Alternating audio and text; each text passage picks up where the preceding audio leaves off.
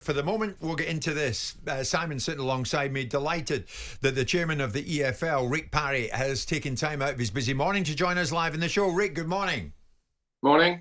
Good morning. Thank you so much, Rick, for joining us live. And for those, and there are many of you watching on YouTube and Facebook, you can see Rick is live with us there. That's him in the middle. I'm on your right, and Simon's on his left. Rick, good morning to you. So, Rick, you and Richard Masters, the man at the top of the Premier League, had your stint in front of the DCMS this week. Regards the redistribution of money debate, in other words, what the Premier League might choose to sprinkle down the other leagues, the leagues that really matter to you in the EFL, is this ever going to get resolved, Rick? We hope so, but just to pick you up on one detail, Jim, we don't just care about the EFL. We care about the whole pyramid. We care deeply about the Premier League. Everybody's proud of the Premier League, and we all need the Premier League to succeed because it does generate the revenues. And really our position is the 100 or so clubs that are mobile in the EFL, in the Premier League, in the National League should be able to rise and fall without facing financial catastrophe. So this isn't the EFL trying to put its hands in the Premier League's pocket. This is about a broken financial system that we need to change. Yes, I understand, Rick, and you're right to make that point. Here's another question. Do you think the Premier League cares enough about you? Well, it's choice, isn't it? We've been trying to achieve a change for 4 years, and we're not really any further on than we were when we started. But here's a point in terms of why they should care. If you look at the 14 non-permanent members of the Premier League, they've been in the Premier League on average, not continuously, but on average for 13 years each. If you look at the 14 clubs who've had the most experience in the Premier League who are now with us in the EFL, surprise, surprise, they've also been in the Premier League on average for 13 years. So you could say they have made exactly the same contribution to developing the Premier League to the great success that it is today. And you could say we could swap them for the other 14 and it wouldn't make any difference to the Premier League's values. And yet, this season, the 14 in the Premier League will enjoy £1.8 billion between them from media revenues. The 14 with us, were it not for parachute payments, would receive just under 90 million, under 5%. Is that fair? Rick, I mean... No, it's not, as far as I see it, Rick. Rick, you're right to make the point. You know that you and I are ideologically aligned on some things and not on others. But the challenge for me to understand, and we've had this discussion ourselves, is the levers that you can pull. I know that you are now an advocate for a different method of parachute payment, reducing those amounts and perhaps redistributing them. I'm completely in your camp about the mechanisms of redistribution. I personally think that there should be 20% of the revenues dropping into the EFL and the Premier League having 80%.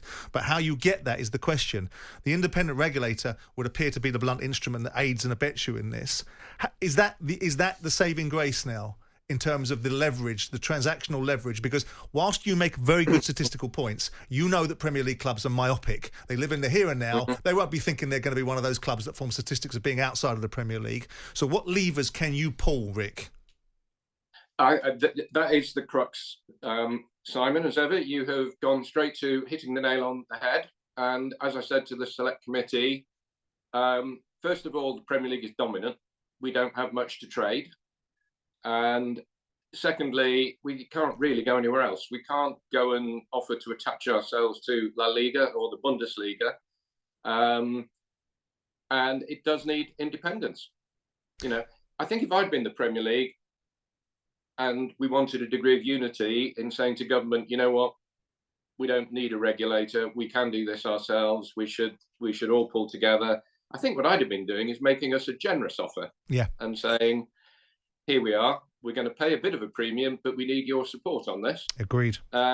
Instead of which, bill is going to appear within a week or two. So you're right. It is, not sure it's a blunt instrument, but it is, for us, the right instrument. And the key thing for us is that, of course, the regulator, as has been trailed, it's been in the white paper. The Prime Minister was very clear on it when he visited Accrington Stanley recently. Mm-hmm. The regulator will have the powers, the backstop powers, if the leagues can't reach a... Well, that's what I was going to ask you about, Rick, is the teeth it will have. Because it's one thing giving this independent regulator a brief and putting a quango in place that enables them to go and put their two penneth into football. And speaking to Bernstein 2 or 3 weeks ago, David Bernstein, he conceded that maybe in the longer game that the regulator won't be needed once regulation around financial affairs are settled. But do you think it's going to have the legislative teeth to be able to bring the fear of God into the Premier League, that this can get worse if they really get hold of it and start to say to them, actually, this is completely disproportionate. We want 30% of the TV revenues. Yeah, we do absolutely think that it will have teeth and that it needs to have teeth. And that, of course, is our single most important message, because if it doesn't, then the regulation will fail. And the government will have set up a regulator that fails, because the whole purpose of the regulator, let's be really, really clear, the purpose of the regulator, the strategic purpose, is to secure the sustainability and resilience of English football for the benefit of fans and communities. If you can't get involved in redistribution, you can't achieve that. So Absolutely. The regulator has to be able to achieve its primary strategic purpose. So the ability to intervene to achieve fair distribution, it has to be there. Fair being the operative word, Rick. Rick, when you look around, is it not the case that the Premier League have every right to ask, well, why should we give clubs any more money? Why should we prop up the likes of Reading when it's run in a fashion like that? What would you say to that? I would say that goes right to the very heart of the system and the problem. And then we get into parachute payments, the inequality in the Championship, because, at the moment, in terms of what the Premier League gives, the parachute clubs get in the order of 50 million. Everybody else gets 5. Why do we have problems with clubs like Reading? It's the perils of owner funding. I mean, it was interesting with the select committee. They were critical and saying that we should never have approved the owner in 2017. When I was before the select committee in 2020 and the club was losing 40 million and then 30 million and having a real go and just failing, they finished 7th. They didn't get into the playoff. Select committee weren't saying then, why on earth did you approve him in 2017? Dai Yongge wasn't a wholly inappropriate owner. He has put well over 100 million into chasing the Holy Grail, much as Mel Morris did with Derby. And that's, if you're going, Simon knows, he's been there. Mm-hmm. If you're going to compete with the parachute clubs, if you're going to get up into the Premier League, you need hundreds of millions of owner funding. The system's bust because owner funding is brilliant until it isn't. Yeah. Either owners can't fund. We've seen it with Blackburn, we've seen it with Bolton, we've seen it with Derby, we've seen it with Wigan. Either they can't fund or they decide, and with Mel Morris, they decide, that's it, it's enough, I'm going to stop. So you've got this ridiculous situation of boom and bust. Derby, of course, minutes away from getting to the Premier League. Can I ask you, Rick, why you think the FA, who are the guardians of the game, supposed guardians of the game, haven't intervened over the years? Rather than running international football and doing cosy little broadcast deals and replays on FA Cups, why haven't they intervened, Rick? They're the guardians of the game, supposed guardians of the game. The de facto regulator should be. Well, they are, and they have all the power to regulate. There's no question about that. They have the power as the... why haven't they done it, Rick? Body. Well, do they have the courage to take on the Premier League? Tail wagging the dog, right? That's the crux of the question, isn't it? Yeah, it is, yeah. I think the dilemma with Reading, and we had many Reading fans on the other day, Rick, on this show, because obviously it's of huge interest to us when a club is in a perilous position like this. I think the question is, how do you weigh up the right person to be fit and proper to run a football club such as Reading? The chief executive, Dai Yongge came on the other day and he said, now we're duty bound to try and help out, find the right buyer. This was him. We've been keep talking to all different kind of buyer group after 2 offers been filled out. So we're still, talking all kind of different people. And Mr. Dai is 100% willing to sell the club. He trying to put the club in the safe hand. We cannot just sell the club to any people who come in with the proof fund and something. It was almost ironic to me, Rick, that Dai Yongge was saying we are doing our bit to try and find the right buyer. Are you doing your bit to help them do that? We are, absolutely, and I think we're at one. We met a significant group of supporters yesterday. We're absolutely at one with them in terms of trying to achieve a solution. But again, you've hit the nail on the head. If you are not dependent on enormous amounts of owner funding, just supposing owner funding as a necessity were eliminated, then it would be viable for a group of supporters to take over the club because they wouldn't be having to find tens of millions. If you're fishing in a pool that says, actually, you know what, we have to go and find a Chinese billionaire because they're the only ones who can put in the money that's necessary to compete, the whole thing's a nonsense. That's what's got to change. It's not because, if it's not Reading, it's been Derby, it's been Wigan, it's been Bolton. If it's not Reading, unless we grasp this properly, there'll be another one. It will be somebody else. Yeah. Can you tell us this morning, Ray? Are we any clearer, closer to getting the right person for Reading? I can't say that we are this morning. In terms of, are we absolutely focused on it, and do we believe that that there will be a successful outcome? I think the answer to that is yes. I mean, it's absolutely at the top of our mind. And as I said, we had a constructive dialogue with supporters. We absolutely understand their frustration.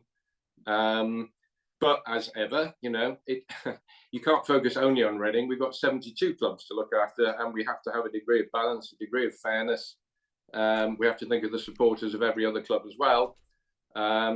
So we absolutely get the frustrations and hopefully moving constructively forwards. So fingers crossed, yes, we will have a solution. Rick, I mean, I find myself in this strange position of often defending you guys in positions of authority because I understand the challenges and dynamics of it all. Because a lot of the questions that are being made are about the owner's ability to be sanctioned and consequenced, and the EFL's responsibility in allowing him to continue with the method of operation that he seems to be deploying at this moment in time, which is accepting sanctions, paying wages or meeting financial obligations at the last minute, cash flowing it as he feels like it, but not putting himself in a situation where someone wants to chuck him into administration and ultimately take him out. What can you do? Because the current rules, from my understanding of it, is you can position yourselves with the independent commission to recommend that people start to get disqualified. Is there any further methodologies that you can deploy when you've got an errant owner? And you won't use this language, but I'll use it for you. You've got an errant owner that's sitting there with no real regard for the community asset that he's bought, either run out of money or run out of interest, and just doing the bare minimum to keep it tick over till someone comes along and gives him the price that he wants to accept. That's really where you are. What can the EFL do? Because that's the big gripe that Reading fans came on the other day and saying, why don't the EFL get their fingers out of their butts and do something more meaningful than put out statements? But my position would be that's an incredibly difficult position for you to be in. Yeah, so just to set the record completely straight, we did, of course, prosecute Reading, and we did ask. We have been prosecuting Reading. We did prosecute the owner. We have now been chasing the owner. We did request a disqualification on the basis of the offences committed to date. The independent commission decided. Disqualification as a football director, not as a director of a limited company. Yeah. No. As a director of a football club. Yeah. The commission decided that was too harsh in this instance, and imposed a fine. Surprise, surprise! The fine hasn't been paid. So maybe we will revisit that. In the event we get a disqualification, we can then order a sale within 28 days. What we can't do, and it might be a fine distinction, but you guys will understand it, we can't actually force the sale. We can't seize the share. I mean, it's company law here. We can't actually take the shares off him. We did debate this with the EFL board yesterday in terms of, should we have a golden share in every club? Should we be able to take the shares? And then you think, well, hang on, let's just think of the liabilities we're taking on then. We're getting into a right hornet's nest. And the clubs would have to want you to do that in the first place, wouldn't they? And the horrible the horrible consequence, which we have to avoid, is that if we have a disqualification, 28 days, the club isn't sold, what is then available to us? Suspending the club. Yeah. So, which is the last thing that anybody wants. So, you know, short of seizing the club, which we can't do under law, the powers sadly are limited. But you know, again, that's company law. That's not just football authorities not doing their best. Yeah. I'm looking at messages coming in, Rick, and Reading fans appreciate the sincerity that they're hearing from you this morning on it. So well done, you, Rick. One final thing from me to you, Rick. Where are you at with it? Is it as basic as this? Are you saying to Dai Yongge, the owner, call me, get in touch with me now, Rick Parry, top of the EFL. We need to sort this. And are you facing a wall of silence? Listen, we're not going to go right into a he said, she said, but let's say there is some dialogue and some. We hope there is. We sincerely hope there is movement. When we get into the territory of Reading, of course, and when an owner decides that he can't or won't fund a club any longer, the conversation with Rick turned to, well, should the EFL have a golden share in every EFL club? And that would say, all right, okay, since we're involved directly with your club, we've had enough of you, out. Yeah. I mean, you can understand the thinking. The reality of that in practice would mean that 72 football clubs have got to be prepared to cede that kind of authority to the EFL and trust the EFL that they just don't pick up on a subject matter. It's got to be very, very narrow perspectives. We've seen it kind of done with Abramovich. We know that it can be done. The government interceded and forced the sale and took over the control of that particular business by direction of saying it has to be sold. So it's not something that can't be done. The other question is what happens when you do it, and how does that gap get bridged, and who runs the football club? One of the ways that you might look at, and Rick might be prepared to look at, and probably is prepared to look at, is how you buy a football club and what kind of funding you drop down with the EFL. When you buy a football club, when I bought a football club, you put £1 million of your share capital up, and that's the qualification for owning a football club, besides obviously your own financial wealth and what you're going to do with it. Yeah. That perhaps could change and say you've got to have 10 million or 15 million on deposit with the Football League. Now, that then will sort the wheat from the chaff as who buy football clubs, but it also might deter people from saying, well, why do I want to put 15 million quid of a dead money with a league just to sit there just in case of an emergency and a case of a situation? Which is a fair point. So there are levers that they can pull, and there are things they can do. But if you're 72 football clubs, I guarantee you, 72 football clubs, you what? Give the league the golden share. Give the league the ability to be able to step in when they think things have gone wrong, when they determine. Won't happen. It'll have to be a very narrow corridor if that were to be the case. That's why it's something that Rick is discussing rather than possibly suggesting. And the most interesting fact that came out of the conversation with Rick Parry is the gutless weakness of the FA. Even he turns around and questions, do they have the courage to deal with the Premier League? This is about competition, fair competition in this country. And the Premier League, we talk about monopolies, we talk about unfair cartels, we talk about financial fair play. The Premier League, by its very existence and its hoarding of all the cash that in itself it owns and earns, is a form of lack of competition. And the FA is sitting on top of it going, not on our watch. What do you mean not on your watch? Oh, we're not getting involved. The embarrassment of the FA not being the regulator of this game is shocking. And you've got the chairman of the EFL going, perhaps they don't have the courage to deal with it. I mean, what does that tell you? They're a bit in fear of the Premier League's power. They're frightened of the Premier League. Yeah. They've got, when they constructed the Premier League, they have a vote. They have a casting vote and a deciding vote, which they've never used. They've never even enforced the obligation upon the Premier League to pay 5% of its broadcast revenues to grassroots football. Sure. What does that tell you? Reading fans and fans of other clubs who encounter difficulties such as Reading, and we've seen it in the past, have we not? A whole host of them, with Macclesfield, the list goes on, Bury, Charlton. We heard from the EFL top man, the chairman Rick Parry there. It was important we interviewed him live, and it was important we took him into the territory of Reading, and we hope we've got some answers for you this morning that gives you a bit of hope that your situation at your club is going to be resolved in a fair and proper manner sooner than later. Jim White and Simon Jordan. Monday to Friday mornings from 10 on AM, on DAB, via the talkSPORT app and on your smart speaker. talkSPORT.